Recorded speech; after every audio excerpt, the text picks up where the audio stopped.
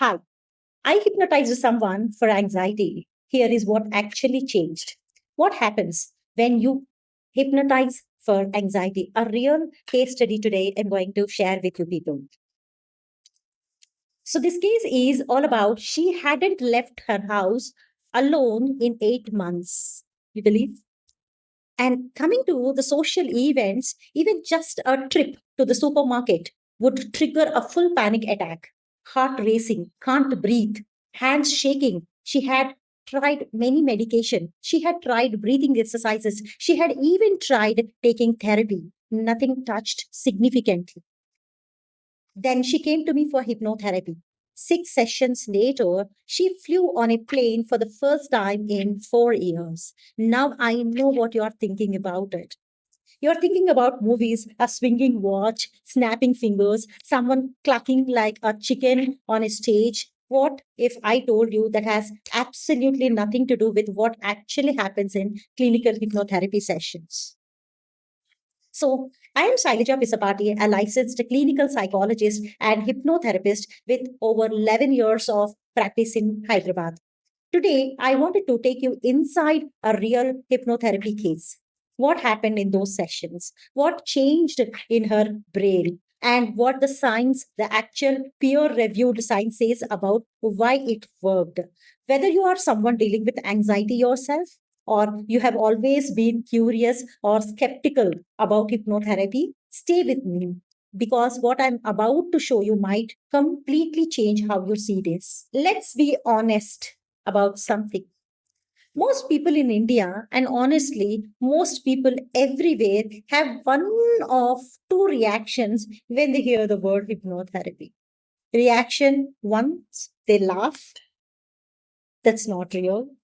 That's a magic trick. They have been seeing, like in Bollywood scenes, stage hypnotists making people do ridiculous things. They think it's entertainment dressed up as medicine. Reaction two, they are frightened.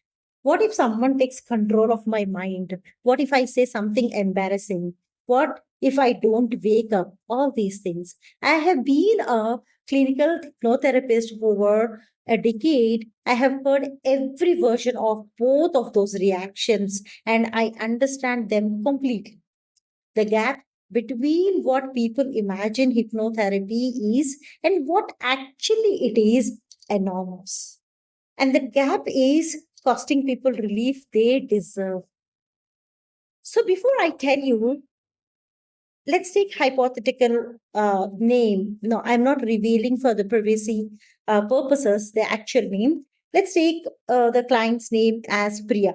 It's a Priya story. I want to first show you what hypnotherapy is actually doing inside the brain. Because once you understand the science, everything else will make sense. Start what anxiety is and why the conscious mind can't always fix it. Anxiety at its core is your brain's threat detection system stuck in overdrive.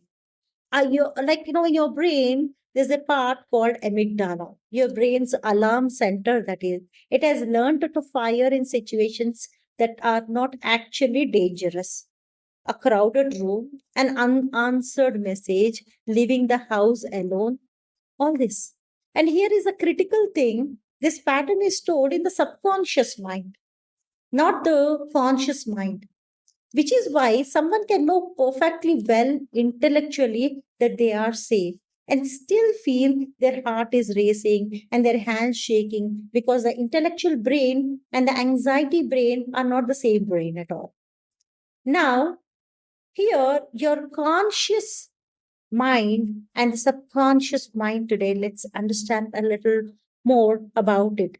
Talking therapies work on the conscious mind, and they're valuable, definitely. As a psychotherapist, as a clinical psychologist, it's really valuable. They help you understand your anxiety, but understanding something and reprogramming it, those two are different things. So, hypnotherapy works very differently. It works by taking the mind into what's called theta brainwave state, a deeply relaxed, a deeply focused state that sits right between wakefulness and sleep. Think of like a radio dial. In normal waking life, your brain in the morning, like AM, busy, right? Analytical, guarded. In hypnosis, the dial moves to FM. That is slower, quieter, crucially far more receptive state. And that's really not more like any theory.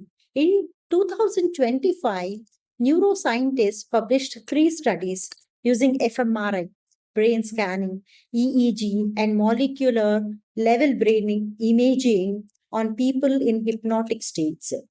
What they found confirmed something hypnotherapists have known clinically for decades. Hypnosis genuinely alters brain activity and brain chemistry. The threat response networks quiet down, the brain becomes far more open to new patterns and new responses.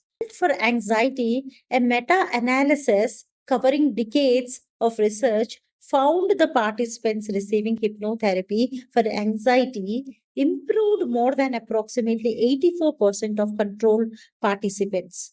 And fascinatingly, the effects actually got strong over time, not weaker. The subconscious mind kept integrating the new patterns even after the sessions ended. It's not magic at all. This is a neuroscience, what I'm talking. Now, let me show you exactly how this played out for a real person sitting in my clinic. I will call her Priya. That's not her real name, as I said. Some details are changed to protect the privacy, but the core of what happened, every bit of it is real. Priya came to me after 8 months of what she described as a cage. She was 31 years old.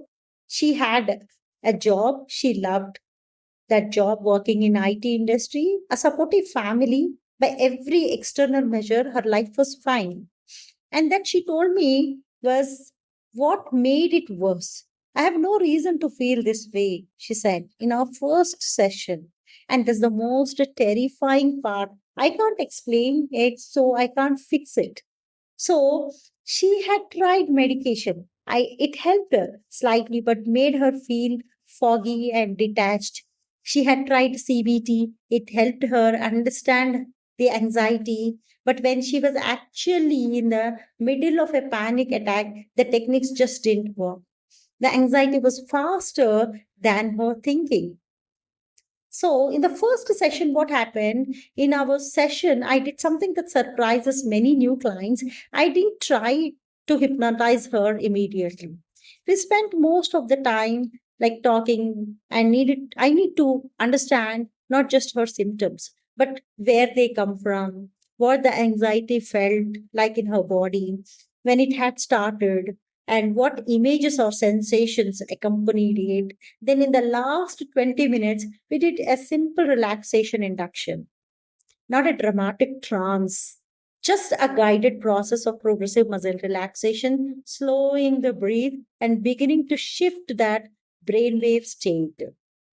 She told me afterwards, I don't know if I was hypnotized. I just felt quiet.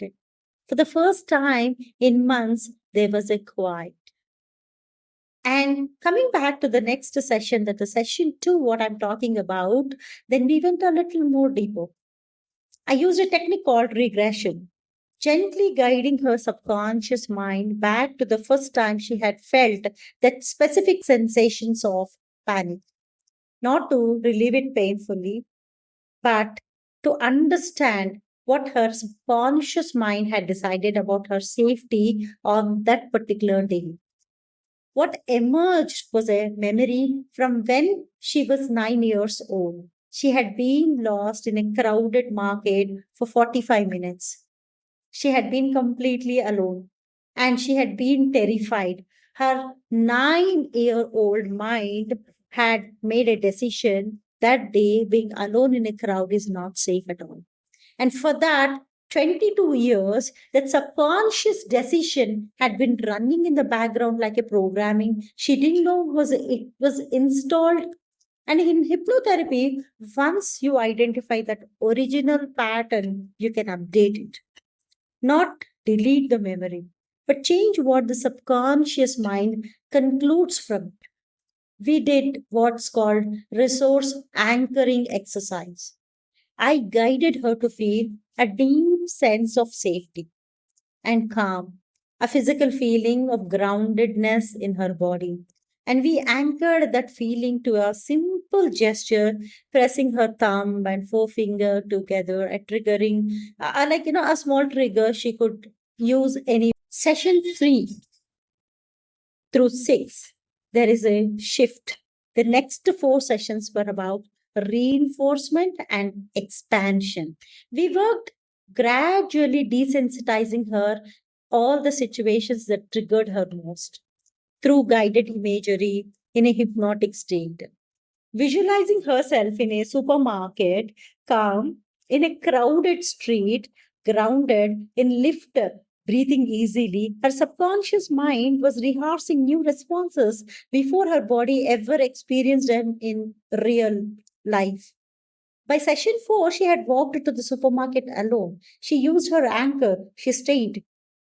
And session 5, she had attended a family wedding. Believe me, she had expected to leave after 30 minutes. She stayed for 4 hours. And then 2 weeks later, after our final session, I received a message. She was at the airport and she was boarding a flight to Goa with her friends, something she had refused to even consider for 4 years. She wrote, I used the anchor when the gate opened. My heart was beating fast, but I walked through. I actually walked through. And that is what changes in hypnotherapy, not the memory, not the history, but the subconscious programming that was written from it. So let me be precise about what actually changed in Priya and why it lasted. 3 specific things shifted. First thing, the subconscious pattern was updated, not understood, not just understood. Talking therapy had helped Priya understand her anxiety. Hypnotherapy allowed her subconscious mind, the part that was actually generating the panic response, to receive a different instructions. Understanding and reprogramming are not the same process. Hypnotherapy reaches where talking cannot. Second, her nervous system learned a new default. The resource anchor, the thumb forefinger press, gave her nervous system a direct pathway to calm that bypassed the panic responses entirely. It didn't argue with the anxiety. It simply redirected the nervous system before the panic could escalate. Like having a shortcut installed in her brain that goes directly to safe. Now, the third one, the effects compounded over time. The research shows that the hypnotherapy for anxiety actually gets more effective after treatment ends, not less, because the subconscious mind continues integrating the new patterns. Every time Priya used her anchor successfully, she was reinforcing the new neural pathway. Success built on success. That's not placebo, that's neuroplasticity, it is called. Here is a finding that genuinely surprised me when I first read it. A classic meta analysis found that clients who received CBT combined with hypnotherapy showed greater improvement than at least 70% of clients who received CBT alone. Hypnotherapy didn't replace other therapy, it amplified it. And this is exactly how I practice, not as a replacement for other evidence based approaches, but as a powerful complement to them. Now, before I close the session, let me quickly clear up 5 things I hear most often. The first myth, you lose control of your mind. Hypnotherapy, you lose your control of your mind. It's absolutely false. You are aware the entire time.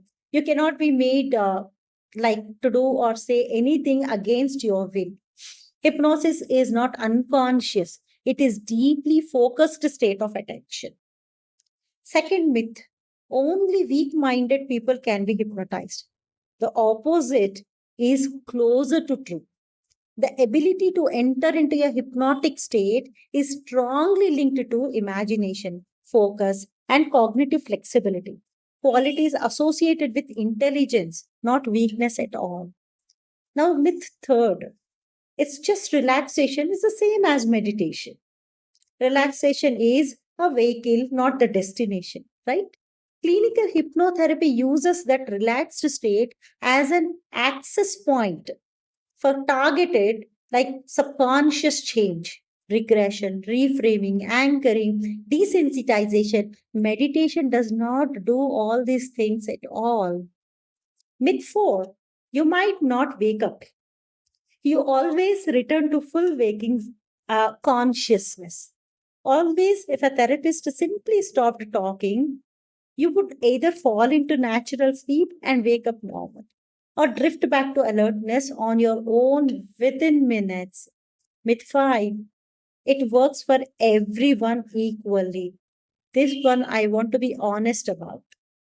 Hypnotherapy is not a guarantee cure for everyone. Response varies, but the research consistently shows it is effective for a significant majority of people with anxiety, particularly when combined with other therapeutic approaches. I would like to conclude this. Priya flew to Goa and she came back. She's been okay. Let me conclude it. Priya flew to Goa. She came back. She has been taking the metro to work every day for the past 6 months. She still has anxious moments. Anxiety is a part of human being or being human. But the cage is gone. The prison of her own nervous system that had trapped her for 8 months, it's no longer has power over her daily life at all. If you are someone living with anxiety right now, I want you to know something. The part of you that is suffering is not broken at all. It is a part of your mind that learned a response a long time ago and that made sense at a time. And responses that were learned can be updated. You are not your anxiety. You are the person it is happening to. And if you have any questions about hypnotherapy, whether it's right for your specific situation, how it works with other treatments, or anything at all, drop them in the comments below. I read every single comment and I will answer as many as I can. And I'm genuinely curious, if you are dealing with anxiety, what's the one thing you would most want to change about how it affects your life? Tell me in the comments. I want to hear about it. If you're based in Hyderabad or if you're open for online or offline sessions, I offer clinical hypnotherapy and psychotherapy sessions as a part of integrated therapeutic approach. The link to book consultation is in the description below. And there is no pressure, no commitment, just a conversation about whether this might be right to you or not. Subscribe to this channel if you want more content like this, real cases, real science, real tools, no generic advice. I am Shailaja Pisapati. Take care of your mind. Thank you.